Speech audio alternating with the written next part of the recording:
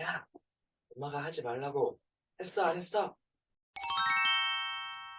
어떻게 하시면 좋은지 그냥 제가 안녕하세요. 아이한테 요새 심하게 화를 내거나 크게 짜증을 내는 경우가 많다. 평소에는 괜찮은데 아이의 실행 행동을 보면 불같이 화가 뿜어져 나간다. 또 화내고 맨날 후회를 하는데 아이가 혹시나 정서적으로 크게 피해를 보는 게 아닌지 미안해진다. 혹시 화를 안 낼 수 있는 방법이나 조절할 수 있는 방법을 알고 싶다. 이런 내용이었습니다. 제가 항상 부모님들께 드리는 말씀인데요. 첫째, 모든 부모님들이 오은영 박사님 같지는 않으세요.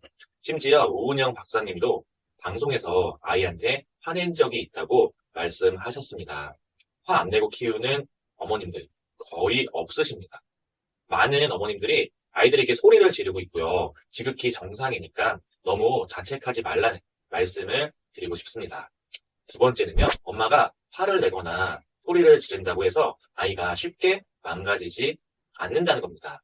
수많은 뇌과학 연구에 따르면요, 뇌가 발달을 할 때 수많은 신경세포들이 생겼다가 사라졌다가 생겼다가 사라졌다가 이거를 반복을 한다고 해요. 그리고 좋지 못한 일들은 금방 잊어버리거나 잘 까먹게 되어 있다고 합니다.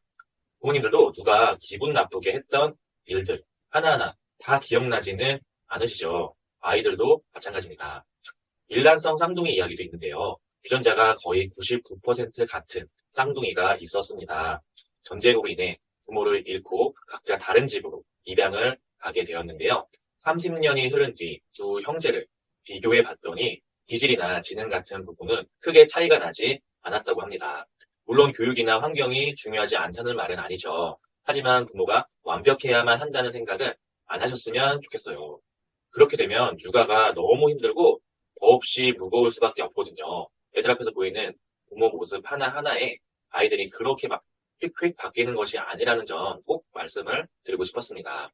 게다가 이렇게 아이 때문에 유튜브 영상까지 찾아서 볼 정도의 어머님들이라면 절대로 아이의 어떤 잘못된 행동이나 양상을 본인 탓으로 돌리지 않으셨으면 좋겠습니다. 애는 애고 엄마는 엄마입니다.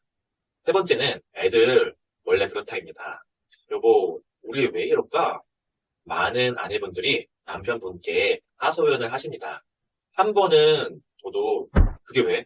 했다가 경악스러운 표정을 받았던 그런 적이 있었는데요. 제가 가르쳤던 아이 중에 8살인데 화가 나면 친구를 깨무는 아이가 있었어요. 수강한 감정을 소리를 지르거나 또 우는 걸로 표현하는 아이들도 있었습니다. 물론 아이가 어리다고 해서 누군가를 깨물거나 공격하는 행동을 하는 것이 면죄부가 되거나 정당화되진 않겠죠. 아이에게 이건 나쁜 행동이야.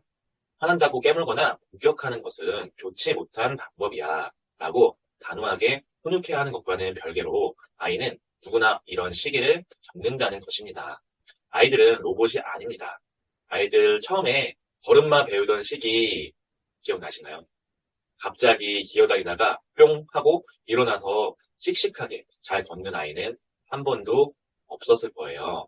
다 넘어지고 울고 또 시도하고 넘어지고 울고 또 일어나고 이걸 수십 수백 번 반복하고 기다려줘야 했다는 것이죠. 아이들은 누구나 공격성을 타고나고요. 그 공격성이 어떤 아이는 좀 더 강하고 어떤 아이는 깨무는 걸로 또 어떤 아이는 우는 걸로 표현이 됩니다.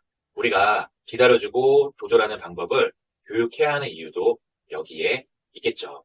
그리고 생각보다 아이가 이런 능력을 갖추게 되는 데는 상당히 많은 시간이 필요합니다. 물론 아이랑 둘이 있다 보면 가끔 아이가 친구처럼 보이거나 다 큰 아이처럼 보일 때도 있어요. 그래서 아이를 너무 과도하게 존중하기도 하고 비주얼, 보주얼, 친구한테 하듯이 8살, 9살 아이한테 이야기할 때도 있는데요. 그렇지만 아이는 아이라는 생각을 꼭 놓지 않으셨으면 좋겠습니다. 시간이 지나면 무조건 해결이 될 거라는 거 꼭 말씀을 드리고 싶었습니다. 아이가 짜증낼 때마다, 아이가 울 때마다, 또 아이가 공격적으로 행동하거나 또 밉고 거슬리는 행동을 할 때마다 화를 내시거나 자책을 하시는 경우가 꽤 많은 것 같아요. 그래서 제가 오늘 드렸던 말씀, 이 세 가지를 그때마다 떠올려 보시면 화가 머리끝까지 오르더라도 또 설령 화를 내고 자책이 되시더라도 마음이 좀 편해지시는 것을 경험하시길 바라겠습니다. 시청 감사드리고요. 구독, 좋아요 눌러주시면 계속 좋은 영상 만드는데 큰 힘이 될 것 같습니다. 그럼 오늘도 좋은 하루 되세요. 화이팅!